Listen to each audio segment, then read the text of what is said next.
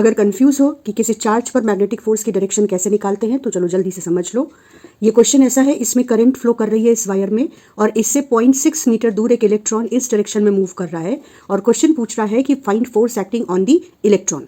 तो फोर्स कैसे कैलकुलेट करेंगे? Q v cross b. अब तुमको पहले मैग्नेटिक फील्ड पता होगी तो तुम V और B के बीच का एंगल निकाल पाओगे और तब तुम formula q v b sine theta use कर पाओगे। तो सबसे पहले हम इस वायर की मैग्नेटिक फील्ड निकालेंगे और फिर उस मैग्नेटिक फील्ड की वजह से इस चार्ज पर मैग्नेटिक फोर्स निकालेंगे।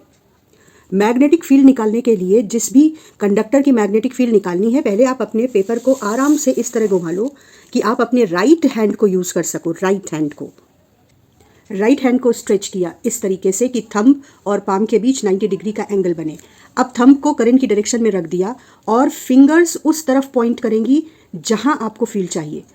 इस सिचुएशन में जिस तरफ आप हाथ से फोर्स लगा सकते हैं उस डायरेक्शन में मैग्नेटिक फील्ड होगी। मतलब आप क्योंकि पेपर के परपेंडिकुलर पेपर के अंदर की ओर फोर्स लगा रहे हैं तो मैग्नेटिक फील्ड हो जाएगी पेपर के परपेंडिकुलर और इनसाइड द पेपर।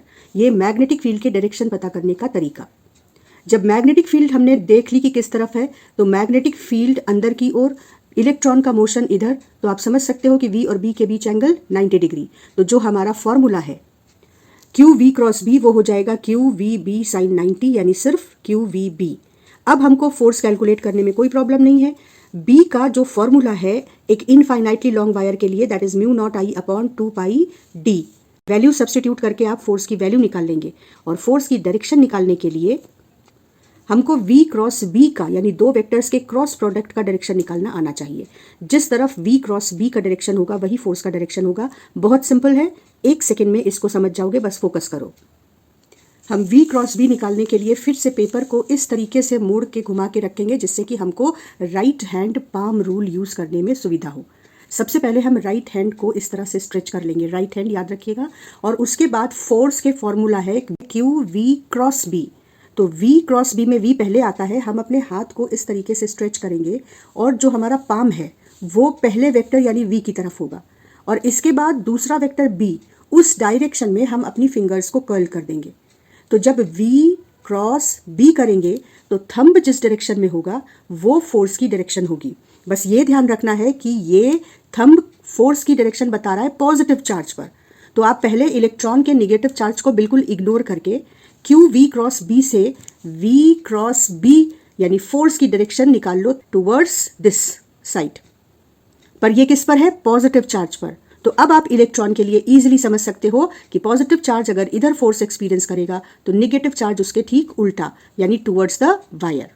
इसको इस बहुत इंपॉर्टेंट केस में अप्लाई कर लेते हैं। एक इलेक्ट्रॉन या एक चार्ज मैग्नेटिक फील्ड में परपेंडिकुलरली एंटर करता है, इस पर फोर्स किधर लगेगा और उसकी वजह से इस चार्ज का जो पाथ है वो कैसा होगा। तो जैसे ही इस पॉइंट पर ये चार्ज एंटर करेगा हमें V क्रॉस B पता करना है। हमने पेपर को इस तरीके से घुमाया कि हम आराम से अपना राइट हैंड रूल यूज कर सके।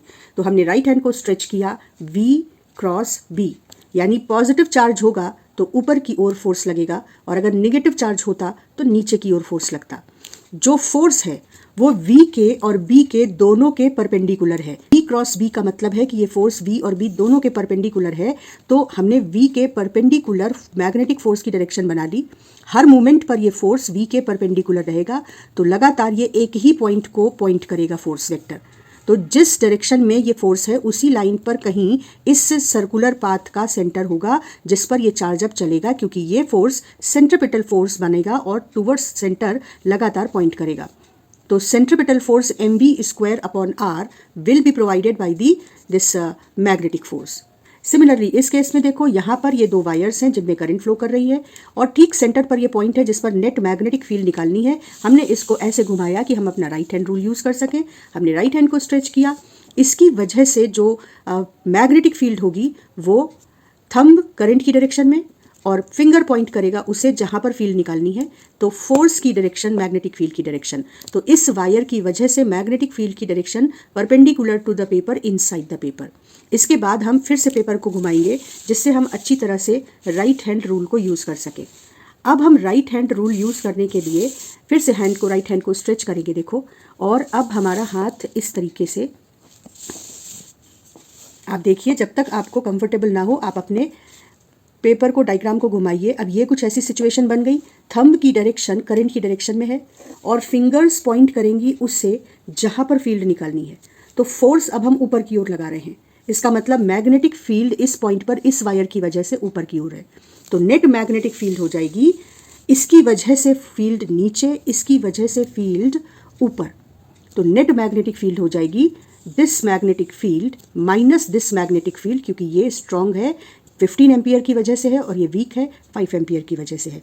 आई होप कि अब आपको मैग्नेटिक फोर्स और मैग्नेटिक फील्ड की डायरेक्शन लेना अच्छी तरह से आ गया होगा।